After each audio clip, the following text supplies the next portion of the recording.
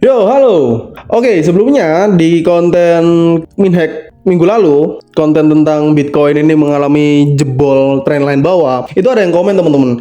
Kalau semisal eh, prediksi Minhack tentang Bitcoin ini benar, benar jadinya gimana? Itu apakah berdampak dengan emas atau XAUUSD gitu kan, teman-teman? Oke, di sini Minhack akan bahas breakdown dan kenapa alasannya dan apa penyebabnya gitu teman-teman. Oke, sebelumnya disclaimer, Minhack ini tujuannya cuma edukasi teman-teman.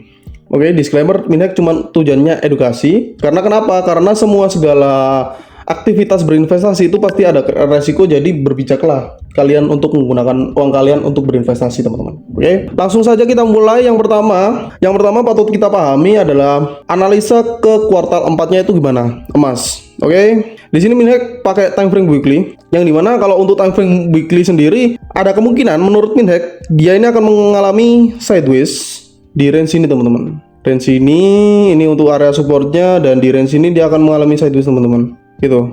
Bahkan menurut Minhack untuk sidewaysnya ini nggak sampai di angka sini teman-teman. Sampainya di mana? Dia di sekitaran sini teman-teman. Dia akan mengalami sideways di sekitaran angka sini teman-teman. Kenapa begitu? Pengalaman price action teman-teman, gitu teman-teman. Jadi ada kemungkinan XAU itu mengalami sideways di area sini teman. Oke. Karena kenapa? Yang pertama, orang lebih lebih melirik emas lebih melirik minyak teman-teman. Karena seperti yang kita tahu, krisis di geopolitik yang sekarang adalah krisis minyak. Orang-orang pasti sesimpel, oke, krisis minyak, kita harus berinvestasi pada perusahaan-perusahaan minyak, contoh seperti Brent ataupun yang lain gitu teman-teman. Gitu. Itu yang menyebabkan kenapa emas ini akan mengalami sideways teman-teman.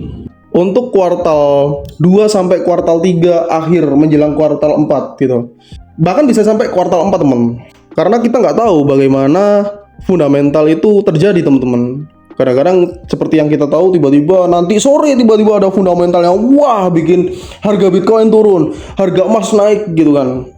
Jadi nggak bisa diprediksi teman-teman. Jadi Minhack ini pakai analisa teknikal aja, sharing analisa teknikal aja. Untuk apa? Untuk berjaga-jaga aja, untuk sebagai reminder buat kita semua gitu. Oke, setelah sideways, apa yang akan terjadi? Balik lagi kita juga harus melihat apakah Amerika Serikat ini mencetak uang lebih banyak atau sampai di level mencetak uang yang banyak banget untuk kebutuhan perang ataupun geopolitik ini.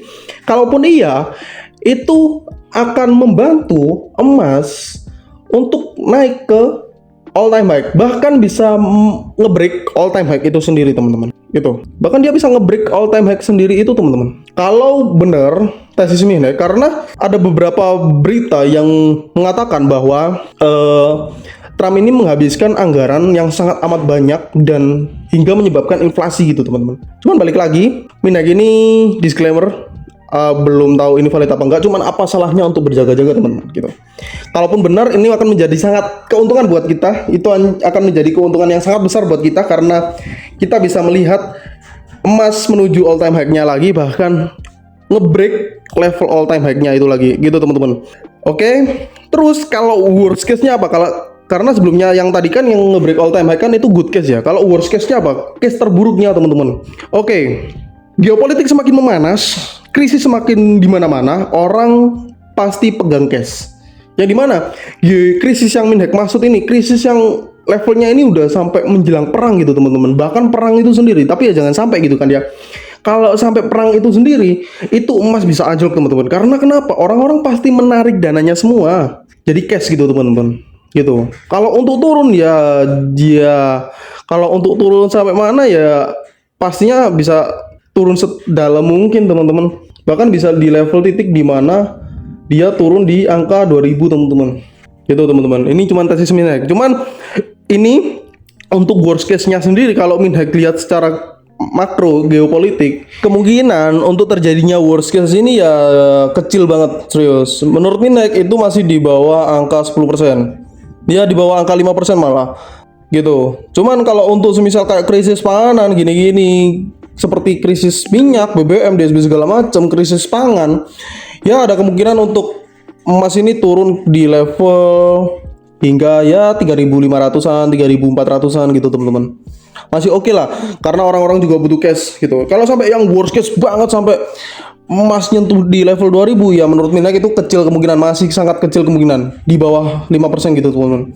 Kalau untuk yang case netral atau case yang ya medium case ya kalau Minhek sebut, itu mungkin akan terjadi ya sekitar 20%, di bawah 20%. Kalau untuk yang sideways ini, karena kenapa? Prediksi Minhek ini, tesis Minhek ini tetap sideways teman-teman. Untuk emas ini tetap sideways karena tarik ulur aja geopolitiknya ya, seperti yang kita tahu permainannya Trump lah gitulah. Tarik ulur kan biasanya orangnya gitu. Jadi ya emang sideways saja gitu. Ya naik turun naik turun naik turun gitu kan. Cocok buat orang yang suka trading forex gitu kan. Nah, gitu aja sih teman-teman. Kalau Minhek lihat ya, tarik ulur aja gitu. Untuk prediksi ya Minhek sangat berharap bisa nge-break all time high gitu teman-teman. Minhek sangat berharap Amerika Serikat cetak uang yang sangat banyak, dan ada kemungkinan potensi untuk emas menghancurkan level all time high-nya yang ada di angka 5.600 gitu teman-teman.